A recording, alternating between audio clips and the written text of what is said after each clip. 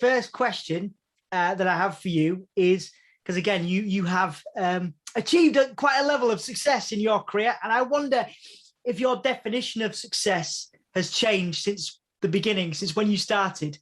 How has your definition of success changed and evolved? Well, it's a interesting industry that we work in, because one never really feels like they've achieved any level of success.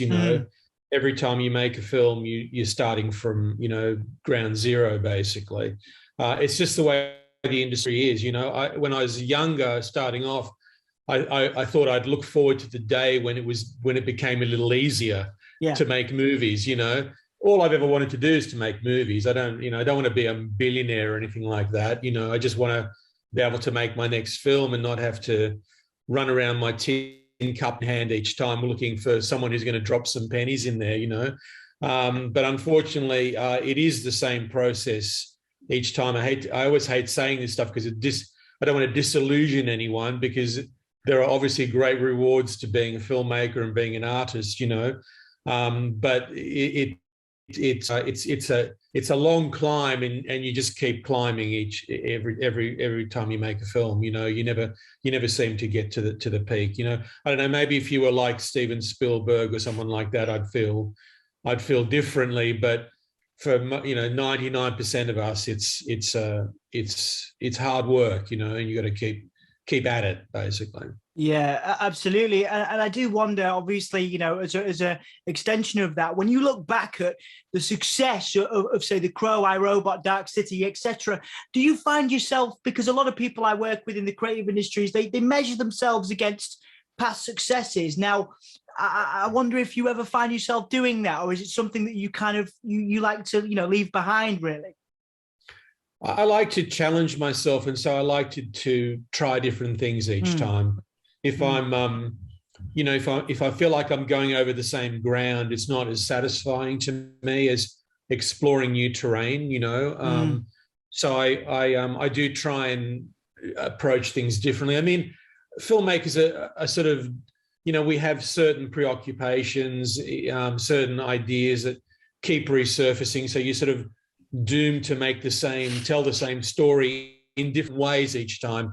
But I try not to do that. I really try and break new ground as much as possible, and that's what really excites me. And I think that's why I don't jump into franchise movies or remakes or sequels, because I like to come up with something original, or at least feel like I'm coming up with something original, and explore that. That's the interesting challenge for me. So in a nutshell, no, I don't really go over. I don't go back to the past. I don't look at my films very often, from that I've made. I like to see what's ahead. I like to look into the future as much as possible. Yeah, absolutely. And that moves on nicely to Heretic Foundation and what you're doing now with Vidiverse as well. So challenging, I guess, people's perceptions of again, people associate you with, certain films, a certain legacy almost, and you're really working towards, kind of, again, a new future for yourself and as a production company, and also a new way of looking at independent filmmaking with Vidiverse. How has your mission statement changed and developed with Vidiverse, with the Heretic Foundation, since you launched it? I guess as recent as last year, I believe. So, yeah.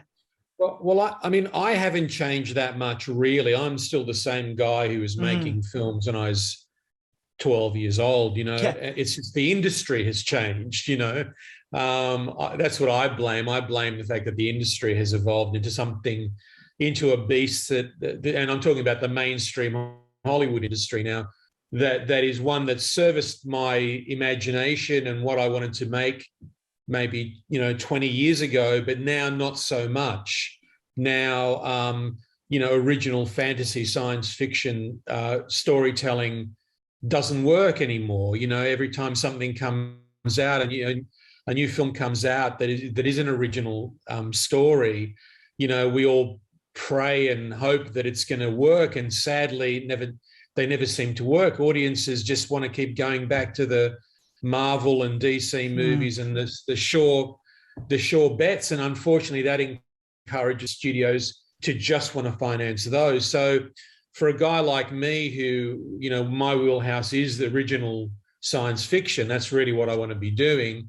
And when I say original, it can still be based on books or other material, but just not the stuff that just keeps getting rehashed all the time, you know, something fresh. And there's so much great science fiction literature that's never seen the light of day because the studios just don't seem to embrace it anymore, you know. So that's why I say the industry really has changed. The sort of, you know, there's no risks are taken anymore on the big screen. That's gone. That's dead forever, I fear.